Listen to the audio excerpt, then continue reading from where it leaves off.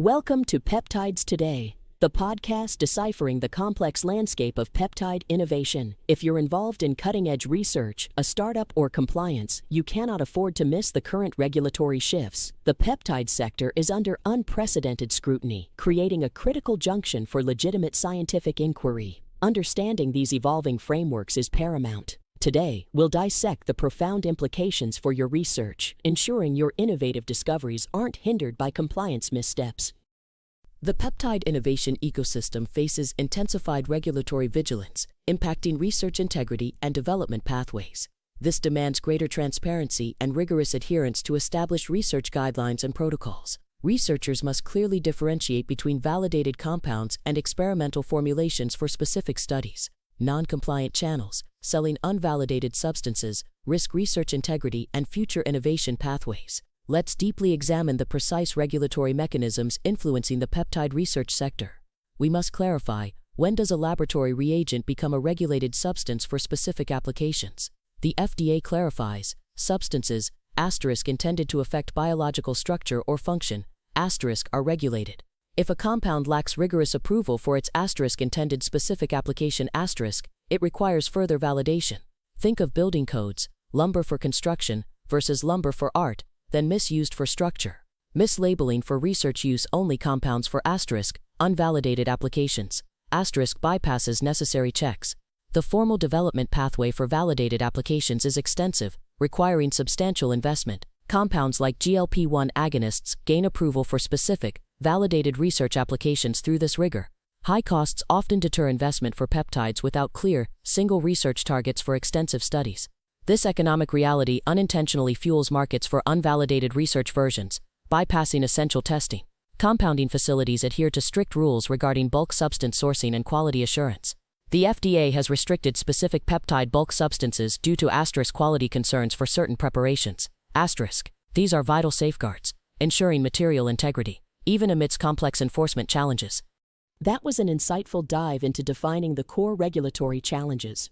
The distinction between a research chemical and a regulated compound is truly at the nexus of innovation and compliance. We've explored the foundational framework. Now, let's shift our focus to the enforcement landscape and its long-term market implications. Before we continue, remember to follow Peptides Today for all your essential peptide news, and connect with me, Anya Sharma, for specialized regulatory insights.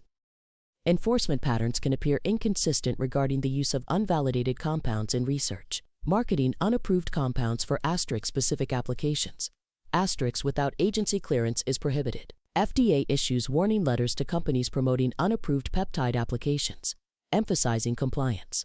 These actions starkly remind that regulatory boundaries exist, even across digital platforms. Political rhetoric suggesting ending aggressive suppression of compounds creates market uncertainty. Yet, there's no significant move to deregulate other peptide research types currently. This places researchers and compliance professionals in a tricky spot, balancing present and future needs. The long-term effects of this evolving regulatory environment are multifaceted and strategic for innovation.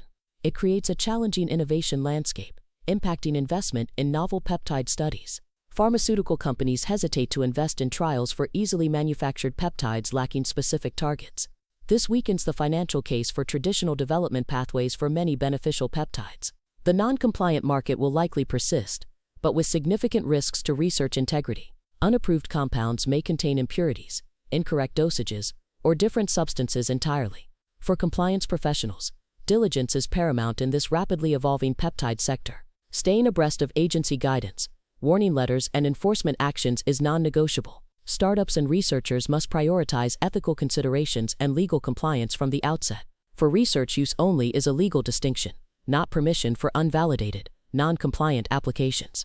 The peptide landscape is undeniably complex, where scientific promise meets regulatory reality. Navigating these waters with integrity, transparency, and respect for established frameworks is crucial for all stakeholders. Ignoring regulatory advisories or exploiting ambiguities is not a sustainable strategy for innovation. The path forward demands robust science and compliant practices. Follow Peptides Today for continuous updates and connect with me for deep dive regulatory analysis. Before we sign off, a quick legal disclaimer. This podcast is for informational purposes only and is not medical advice. All compounds discussed are for research use only and not for human consumption. Always consult a licensed healthcare provider for medical needs and treatment.